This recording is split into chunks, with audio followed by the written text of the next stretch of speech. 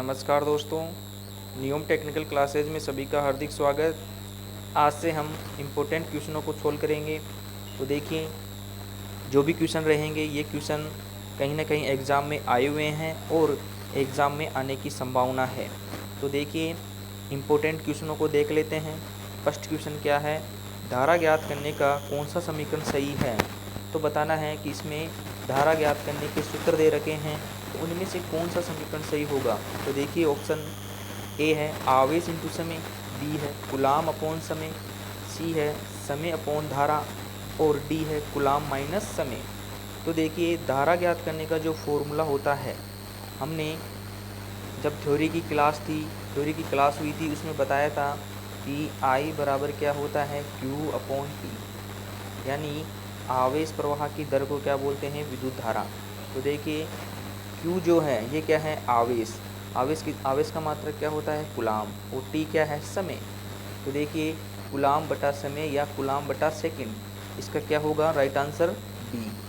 तो ध्यान रखें, आवेश प्रवाह की दर को क्या बोलते हैं, विद्युत धारा। तो इसी प्रकार से एग्जाम में क्वेश्चन देखने को मिलते हैं। अब चलते हैं नेक्स्ट क्वेश्चन पर। नेक्स्ट क्वेश्चन है 5 एम्पीयर की विद्युत धारा किसके बराबर है। तो अभी हमने क्वेश्चन सोल्व किया, उसी के आधार पर ये क्वेश्चन है। तो देखिए, इसमें 5 एम्पीयर की धारा यानी I बराबर क्या है 5, तो वही इसमें फॉर्मूला लगेगा I बराबर Q अपॉन T से। अब देखिए, 5 एम्पीयर की धारा प्रवाहित कराने के लिए क्या करना पड़ेगा, प्रति सेकंड 5 कूलम आवेश फ्लो कराने पड़ेंगे, तभी क्या होगी, 5 एम्पीयर की विद्युत धारा प्रवाहित होगी। तो देखिए, 5 कूलम आवेश प्रति सेकंड, तो देखिए कौन से ऑप्शन में है, तो ये ऑप्शन है ए में। तो इसका जो राइट आंसर होगा वो क्या होगा, ए, यानी 5 कूलम आवेश प्रति सेकंड फ्लो होंगे तो 5 एम्पीयर की विद्युत धारा प्रवाहित होगी। तो ये इसका राइट आंसर क्या होगा, ए। चलते हैं नेक्स्ट क्वेश्चन पर। अब देखिए, नेक्स्ट क्वेश्चन है 1 ओम के चालक तार में 1 एम्पीयर की धारा प्रवाहित होने पर वोल्टेज का मान कितना होगा।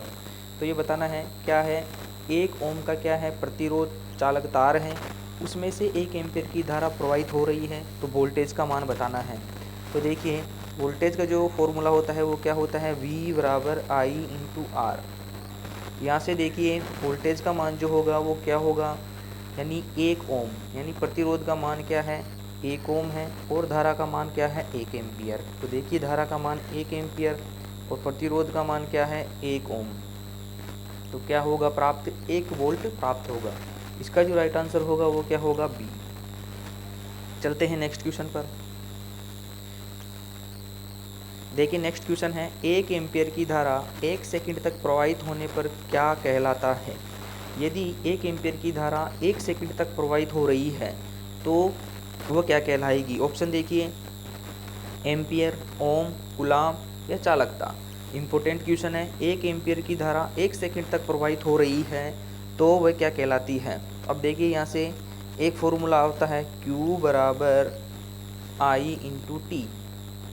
क्या होता है, Q बराबर I इंटू टी, ये उसी फॉर्मूले से बना हुआ है I बराबर Q अपॉन टी से। इसमें क्या दे रखा है, 1 एम्पीयर की धारा दे रखी है, 1 सेकंड तक प्रवाहित हो रहा है, तो उसका जो मान होगा वो क्या होगा, 1 कूलम। क्या होगा, 1 कूलम इसका राइट आंसर होगा। इसी प्रकार से एग्जाम में क्वेश्चन आते हैं और महत्वपूर्ण क्वेश्चन हैं। तो देखिए, इसका जो राइट आंसर होगा वो क्या होगा, 1 कूलम इसका राइट आंसर होगा। अब चलते हैं नेक्स्ट क्वेश्चन पर। देखिए, देखिए नेक्स्ट क्वेश्चन क्या है, जब किसी चालक तार में धारा प्रवाहित होती है तो गर्म हो जाता है, ये कौन सा प्रभाव होता है। तो बताना है कि यदि कोई चालक तार है, जैसे ये क्या है, कोई चालक तार है, यदि इसमें से धारा प्रवाहित हो रही है और ये क्या हो रहा है, हीट हो रहा है, यानी गर्म हो रहा है, तो इसमें कौन सा प्रभाव हो रहा है, यानी धारा का कौन सा प्रभाव इसमें हो रहा है, यानी धारा का कौन सा प्रभाव प्रकट हो रहा है। तो ये बताना है, तापीय प्रभाव, विद्युत चुंबकीय प्रभाव, रासायनिक प्रभाव या घर्षण प्रभाव। तो हमें देखने को मिलता है कि जब चालक तार में से विद्युत धारा प्रवाहित होती है तो वो प्रतिरोध के कारण क्या हो जाता है, गर्म हो जाता है। तो वह कौन सा प्रभाव होता है, वो होता है तापीय प्रभाव। इसका जो राइट आंसर होगा वो कौन सा होगा, ए। चलते हैं नेक्स्ट क्वेश्चन पर। देखिए, नेक्स्ट क्वेश्चन क्या है, दो भार बिंदु के बीच धारा के मान को स्थिर रखने के लिए किसका होना आवश्यक होता है। तो देखिए क्वेश्चन क्या है, फिर से पढ़िए। दो भार बिंदुओं के बीच धारा के मान को स्थिर रखने के लिए किसका होना आवश्यक है? तो ऑप्शन देखिए, तापमान, विभवांतर, बैटरी या जनरेटर। तो हमेशा ध्यान रखिए, जैसे माना कि ये क्या है, कोई रेजिस्टेंस है, इसके दोनों ओर बाहर जुड़ा हुआ है और यहाँ पर क्या है, एक सेल या बैटरी जुड़ी हुई है। तो इसमें बताना है कि धारा के मान को स्थिर रखने के लिए, यानी ये धारा जो है आई, इसके मान को स्थिर रखने के लिए हमें क्या करना पड़ेगा, इसके विभवांतर को क्या करना पड़ेगा, विभवांतर को क्या आवश्यक है, इनमें विभवांतर होना आवश्यक है, विभव का अंतर होना आवश्यक है। तो इसका जो राइट आंसर होगा वो क्या होगा, बी, यानी पोटेंशियल डिफरेंस होना आवश्यक है, तभी क्या होगा, इन दोनों के बीच में धारा का मान स्थिर रहेगा। तो ये ध्यान रखें, इम्पोर्टेंट है। अब चलते हैं नेक्स्ट क्वेश्चन पर।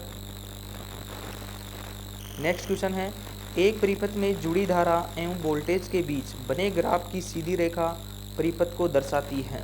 तो देखिए कोई एक परिपथ जुड़ा हुआ है, उसमें क्या है, यहाँ पे क्या है, वोल्टेज और यहाँ पर क्या है, करंट। तो देखिए एक परिपथ में जुड़ी धारा वोल्टेज के बीच बने ग्राफ की जो एक सीधी रेखा होती है, इसे क्या बोला जाता है, यानी ये जो सीधी रेखा है, इस सीधी रेखा को कौन सा ग्राफ प्राप्त होता है? तो देखिए ऑप्शन रेखीय परिपथ, अरेखीय परिपथ, निष्क्रिय परिपथ और सक्रिय परिपथ। तो हमेशा ध्यान रखिए, इस प्रकार का जो ग्राफ प्राप्त होगा वो कौन से परिपथों में होगा, रेखीय परिपथों में। इसका जो राइट आंसर होगा वो क्या होगा, ए। चलते हैं नेक्स्ट क्वेश्चन पर। स्थिर आवेश में कौन सा क्षेत्र उत्पन्न होता है? ये बताना है कि स्थिर आवेश कौन सा क्षेत्र होता है, यानी स्थिर जो आवेश होता है वो कौन सा क्षेत्र उत्पन्न करता है। तो ऑप्शन देखिए, चुंबकीय क्षेत्र, विद्युत क्षेत्र, दोनों या इनमें से कोई नहीं। हमने जब थ्योरी की क्लास पढ़ी तो उसमें देखा था कि एक आवेश जो था स्थिर था और एक आवेश गतिमान था। तो ध्यान रखिए, स्थिर आवेश जो होता है वो क्या करता है, विद्युत क्षेत्र उत्पन्न करता है। और यदि कोई गतिमान आवेश हो, यदि कोई गतिमान आवेश हो जो कौन सी गति से हो, समान गति से हो, तो उसमें क्या होगा, यदि आवेश समान रूप से यानी समान गति करे तब तो कौन से क्षेत्र होंगे, चुंबक और विद्युत क्षेत्र। ध्यान रखें। और जब आवेश असमान रूप से गति कर रहे हैं तो कौन सा होगा, चुंबक क्षेत्र, विद्युत चुंबक, और इसके साथ में क्या करता है, इलेक्ट्रोमैग्नेटिक वेव भी जनरेट होती है। तो हमें बताना है स्थिर आवेश, यानी आवेश क्या है, एक स्थिर यानी रेस्ट अवस्था में है, तो कौन सा क्षेत्र उत्पन्न करेगा, विद्युत क्षेत्र।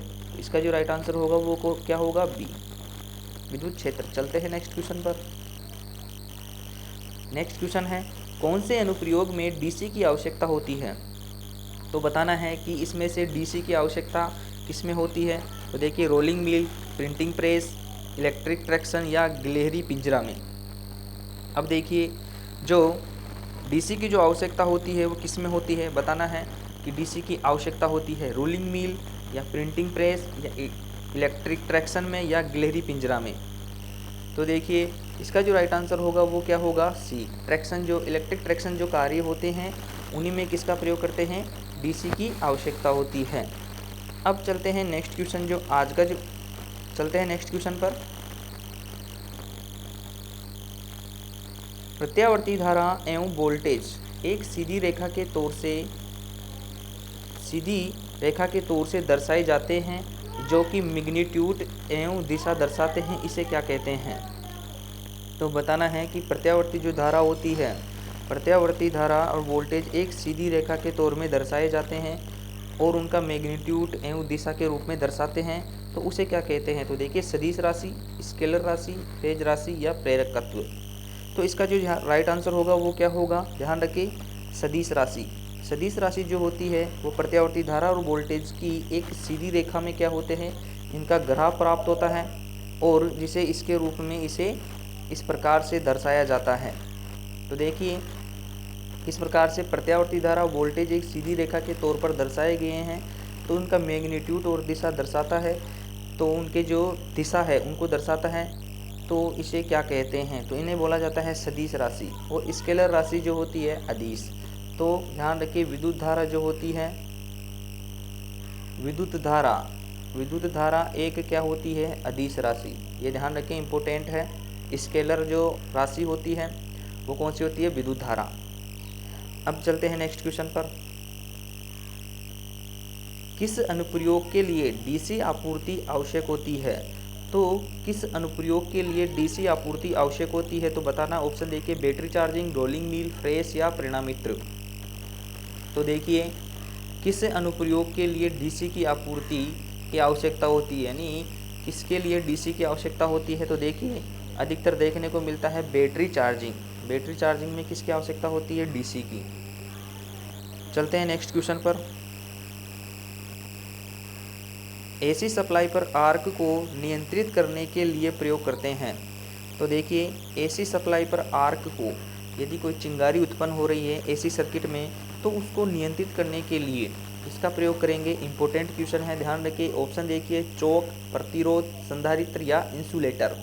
तो ध्यान रखिए, यदि कोई ऐसी परिपथ में आर्क उत्पन्न हो रही है, यानी चिंगारी उत्पन्न हो रही है, तो उसे कंट्रोल यानी नियंत्रण करने के लिए हम जो प्रयोग करेंगे उसका प्रयोग करेंगे चौक का। किसका प्रयोग किया जाता है? चौक। इंडक्टर इसे बोला जाता है, इसका प्रयोग किया जाता है। ध्यान रखिए, इंपॉर्टेंट क्वेश्चन है। चलते हैं नेक्स्ट क्वेश्चन पर। अब देखिए नेक्स्ट क्वेश्चन क्या है। डीसी सप्लाई पर आर्क को नियंत्रित करने के लिए किसका प्रयोग किया जाता है? यदि कोई डीसी सप्लाई पर कोई सर्किट में आर्क उत्पन्न हो रही है, डीसी सप्लाई से जुड़ी हुई है और वह आर्क उत्पन्न कर रही है, तो उसे कंट्रोल करने के लिए किसका प्रयोग किया जाता है? तो ध्यान रखें, ऑप्शन देखिए, चौक, प्रतिरोध, संधारित्र और इंसुलेटर। तो इस क्वेश्चन का ध्यान रखें कि डीसी सप्लाई पर आर्क उत्पन्न हो रही है तो उसे कंट्रोल करने के लिए किसका प्रयोग करेंगे? रेजिस्टेंस का। और एसी सर्किट में हो रही है तो हम किसका प्रयोग करेंगे? चौक का। तो ध्यान रखें, एसी में किसका करेंगे? चौक का, और डीसी में किसका करेंगे? रेजिस्टेंस का। चलते हैं नेक्स्ट क्वेश्चन पर। धारा की उपस्थिति क्या होती है? तो ऑप्शन देखिए, धारा की उपस्थिति क्या होती है? देखी जा सकती है या अनुभव नहीं। बी है, न देखी जा सकती है, नहीं छुआ जा सकता है। सी है, देखी जा सकती है, अनुभव की जा सकती है। डी है, देखी न जा सकती है और अनुभव की जा सकती है। तो ध्यान रखें, जो धारा की जो उपस्थिति को हम कैसे पता लगा सकते हैं? उनके प्रभाव के द्वारा हम उनको पता लगा सकते हैं। लेकिन एक बात ध्यान रखें कि विद्युत धारा जो होती है, न तो हम उन्हें देख सकते हैं, विद्युत धारा को हम नग्न आंखों से देख नहीं सकते और न ही उसे छू सकते हैं। इसका जो राइट आंसर होगा वो क्या होगा? बी। न इसे देखा जा सकता है, न ही इसे छुआ जा सकता है। इसका जो राइट आंसर होगा वो क्या होगा? बी। अब चलते हैं नेक्स्ट क्वेश्चन पर। धारा किसे कहते हैं? तो बताना है, धारा किसे कहते हैं? ऑप्शन देखिए, स्वतंत्र इलेक्ट्रॉन का एक दिशा में संचालन। बी है, किसी संचालन तार में इलेक्ट्रॉन की प्रवाह की दर को। सी है, किसी चालक तार में ऋण आवेश के प्रवाह को। डी है, सभी को। तो देखिए, धारा की जो परिभाषा होती है वो क्या होती है? तो इसके अनुसार में ऑप्शन के हिसाब से क्या होंगे? सभी राइट आंसर होंगे। क्या होंगे? सभी राइट आंसर होंगे। तो इसी प्रकार से एग्जाम में क्वेश्चन देखने को मिलते हैं। और यदि आप थ्योरी की क्लास देखेंगे तो आपको वहाँ से अलग से सेपरेट टॉपिक के रूप में इलेक्ट्रिशियन थ्योरी के नाम से प्लेलिस्ट है, तो वहाँ पे जाएं तो उसमें देखें। प्रत्येक अलग अलग टॉपिकों से क्या बनाए हुए हैं, वीडियो बनाए हुए हैं और इम्पोर्टेंट वीडियो है, तो ज़रूर देखें। अब चलते हैं नेक्स्ट क्वेश्चन पर। किसी चालक तार में 1 सेकंड में 1 एम्पीयर की धारा, 1 सेकंड में 1 एम्पीयर की धारा प्रवाहित होती है तो कितने इलेक्ट्रॉन निकलेंगे? तो ये बताना है। इंपॉर्टेंट क्वेश्चन है। यहाँ से देखिए, कितने इलेक्ट्रॉन निकलेंगे किसी चालक तार में से 1 सेकंड में से क्या प्रवाहित हो रही है? 1 सेकंड में 1 एम्पीयर धारा प्रवाहित हो रही है, तो कुल इलेक्ट्रॉनों की संख्या ज्ञात करना है। तो देखिए, इंपॉर्टेंट क्वेश्चन है। ये क्वेश्चन भी हमने, इनका जो बेस है वो भी हमने थ्योरी क्लास में पढ़ा। तो देखिए, एक फॉर्मूला होता है Q बराबर NE, एक होता है I बराबर Q/T। इन दोनों के फॉर्मूले से ही क्या करेंगे? इसको हल करेंगे, फर्स्ट और सेकंड। तो यहाँ से देखिए, Q बराबर NE रखने पर देखिए I का मान क्या होगा? तो देखिए, यहाँ से I का मान क्या होगा? तो देखिए, I बराबर NE/T, यानी T का मान 1 सेकंड होगा और एम्पियर का मान भी 1 होगा। तो देखिए, यहाँ से क्या होगा? यहाँ से सोल्व करने पर देखिए, इसे सोल्व करेंगे तब क्या होगा? NE बराबर 1 हुआ। अब यहाँ से देखिए, इलेक्ट्रॉन का मान यानी N का मान निकालना है, तो क्या करेंगे, 1 में 1.6 इंटू 10 की घात -19 कूलाम का जब हम डिवाइड करेंगे तो हमें क्या प्राप्त होगा, 6.25 इंटू 10 की घात, सॉरी ऑप्शन देखिए, 6.25 इंटू 10 की घात 18 इलेक्ट्रॉन इसमें प्राप्त होंगे, प्लस में 18 इलेक्ट्रॉन। तो ध्यान रखिए, इम्पोर्टेंट है। चलते हैं नेक्स्ट क्वेश्चन पर। धारा की गति क्या होती है, तो धारा की गति बताना है। ऑप्शन देखिए, 3 इंटू 10 की घात 8 मीटर पर सेकंड, बी है 3 इंटू 10 की घात 10 सेंटीमीटर प्रति सेकंड, सी है ए व बी दोनों, डी है इनमें से कोई नहीं। तो ध्यान रखिए, इम्पोर्टेंट क्वेश्चन है, धारा की गति क्या होती है। तो धारा की गति बताना है, तो ध्यान रखिए, मीटर पर सेकंड में भी हो सकती है और किसमें, सेंटीमीटर पर सेकंड में भी हो सकती है। ये ऑप्शन पर ध्यान रखें, कितनी होती है, 3 इंटू 10 की घात 8 मीटर पर सेकंड में इसे दर्शा सकते हैं, और सेंटीमीटर में दर्शाएंगे तो इसमें क्या करेंगे, 100 से गुना करना पड़ेगा। तो देखिए यहाँ से क्या हुआ, 3 इंटू 10 की घात 8 तो मीटर पर सेकंड हुआ, और 3 इंटू 10 की घात 10 सेंटीमीटर में हुआ। इसे सेंटीमीटर में चेंज करने पर क्या होगा, 10 की घात 10 होगा। तो इसका जो राइट आंसर होगा वो क्या होगा, ए इंटू बी। चलते हैं नेक्स्ट क्वेश्चन पर।